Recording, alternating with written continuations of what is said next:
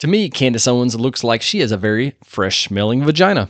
Sitting here, typing this on a spring Sabbath evening, listening to, coincidentally, Pussifer, I can almost imagine its balmy aroma, a nascent secretion reminiscent of fruity sodas and pretty lady excretion.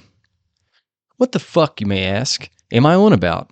Well, I'll refresh your memory. On June 20th, 2020, right smack in the midst of the COVID-19 pandemic, Dave Chappelle released his special 846 on Netflix's YouTube channel. It was his response to the George Floyd riots and the many controversies surrounding it. George Floyd, for those who don't remember, was a guy who got caught trying to pass a counterfeit $20 bill for the real deal at a convenience store and then was subsequently murdered by the police. It's hard to deny any other reality if you look at the phone footage that a passerby recorded of Minneapolis, Minnesota cop Dave Chappelle putting his knee against Floyd's neck for 8 fucking minutes and 46 seconds. Hence the apt title of Chappelle's special. And all that's well and good. I get the rage. But shit, there are depths even a comedian should consider before sinking to. I don't care if you personally kick Candace Owens in her stinky pussy.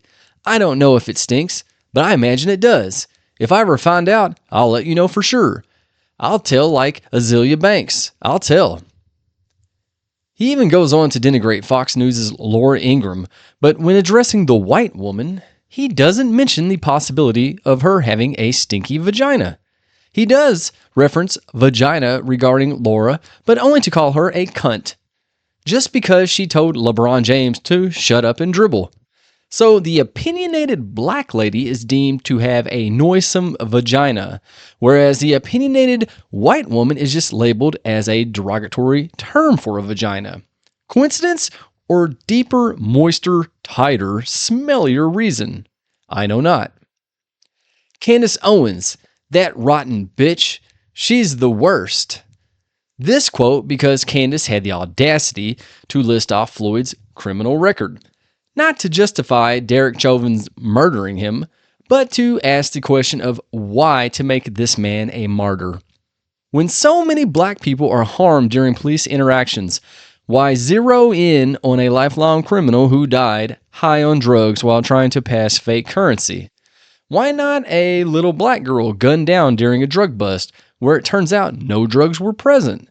Or a black mom dragged from her car just because she questioned the legitimacy and safety of a late-night traffic stop. Or the all-too-frequent incident of a black kid just walking down the street at the wrong time when a bored cop who used to get bullied by black kids in school just happens to be on his beat. I think it's a reasonable question for Candace Owens to have asked. Why did murals of this guy go up all over the world? It really does feel pre-planned, like a Rosa Parks type of incident. I mean, speaking of good old Rosa, do you really expect me to believe that black people, especially black women, just put up with crackers being absolute motherfuckers to them on buses and elsewhere until December 1st, 1955? Well, I fucking don't. And several arrests of other women who refused to give up their seats are documented before the Rosa Parks incident. Parks was chosen as the poster person to get some vocality about the oppression out to the masses. And that makes sense. Rosa was a sensible, put-together, duly employed, and upstanding citizen. But Floyd, not so much. And far be it for me to judge him for anything. I've liked booze, and I've been dumb enough to visit the jailhouse many a time in my past. I don't have shit against Floyd, and I hate what happened to him, and I hope Dave Chauvin rots in a fucking hell that we all know deep down doesn't exist.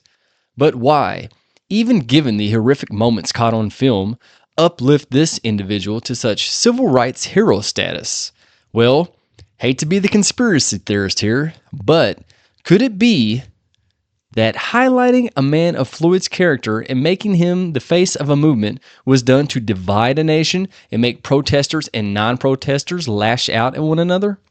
It's not out of the realm of possibility that such machinations are at play, especially during a time of a pandemic, the first Trump administration, and an age where social media had put legacy media into a firm headlock to which it's yet to relent. So when Candace Owens asked these questions about Floyd, was it malicious? Maybe. But does that make her pussy stink? I don't think so. I don't think a woman's vagina and her opinions ever coincide. This is anecdotal, obviously, But I've been around some women with some stinky attitudes and aromatic vaginal canals, and vice versa. I get it that it was a dig at Candace because, as anyone who watches 846, Chappelle was on one. He was furious. Dave Chappelle's wife is Filipino American. I wonder if he would have said such a thing if it was an Asian woman who had exhibited Candace's controversial candor. He definitely didn't say it about the white woman who spoke up. Why the black lady hate? It's strange because there's nothing more refreshing than the scent of a black lady's skin straight out of the shower. The body wash mixed with that melanin just pops fragrantly. The crackers who know. So, I don't know. I don't guess Dave's racist against black ladies. I don't think he harbors ill will toward their vaginas and suspects they all smell. And I realize he's a comedian and the goal is to go for the funny bone, funny throat. But goddamn, man, that is somebody's mom, somebody's wife, a white somebody's wife. A lot could be said to that piece of white evidence. You know, in my dating experience, one thing I've noticed is that the only thing as racist as a white man looking at an interracial couple involving a black man and a white woman is a black man harboring ill will toward a white man with a black woman.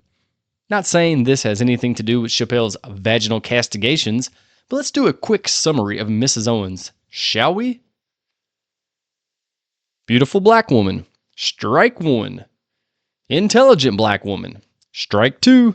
Opinionated and independently minded black woman, strike three.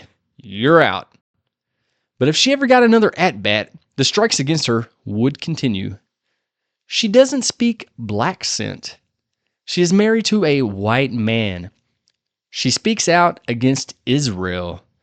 She called the French President Macron's wife a biological man. She's communicated with Harvey Weinstein under the pretenses of his sentencing not being fair. She's an ardent Michael Jackson innocence supporter, as am I, and a jury of MJ's peers. She's not afraid. These are things to be commended, not torn down, especially in a society that will believe any woman's allegations but never take them seriously on any other level. It almost makes you wonder if that is why so many allegations are brought before the courts by women. It is the only time a woman is taken seriously. So, Candace had a disagreement about the handling of the George Floyd protests. This is no reason to tear a woman down. Women get torn down enough for speaking their minds. No wonder women like Candace exist. She's an example that, regardless of how you lean politically or ideologically, you have a right to your opinion, no matter what a chain-smoking comedian deems correct or not. That's called being a fucking American. And regardless of what Dave says, Candace looks like she has a fucking amazing red, white, and blue pussy to me.